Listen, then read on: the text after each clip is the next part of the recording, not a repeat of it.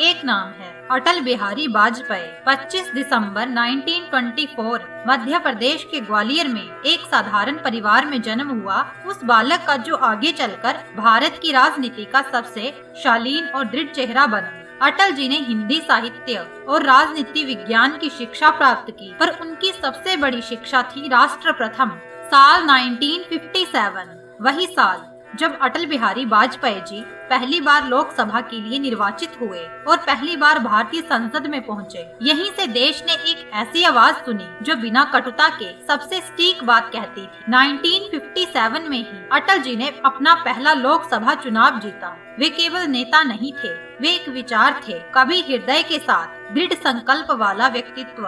1977 में अटल जी बने भारत के विदेश मंत्री। संयुक्त राष्ट्र महासभा में जब उन्होंने हिंदी में भाषण दिया तो दुनिया ने महसूस किया भारत अपनी भाषा, अपनी पहचान के साथ खड़ा है। अटल बिहारी वाजपेयी जी 3 बार भारत के प्रधानमंत्री बने। 1996 मात्र 13 दिनों के लिए, 98 से 99, 99 से 2004 पूरा कार्यकाल उनका नेतृत्व शोर से नहीं सोच और स्थिरता से पहचाना गया। 1998 पोखरण में परमाणु परीक्षण हुआ। अटल जी ने दुनिया को स्पष्ट संदेश दिया, भारत शांति चाहता है पर कमजोर नहीं है। ये निर्णय साहस, आत्मनिर्भरता और राष्ट्रीय सुरक्षा का प्रतीक था। 1999 कारगिल की बर्फीली चोटियों पर जब दुश्मन ने भारत की भूमि पर कब्जा किया तो अटल जी ने दृढ़ता से कहा, हम अपनी 1 इंच जमीन भी नहीं छोड़ेंगे। उनके नेतृत्व में भारतीय सेना ने अद्भुत साहस दिखाया। कारगिल युद्ध में भारत की विजय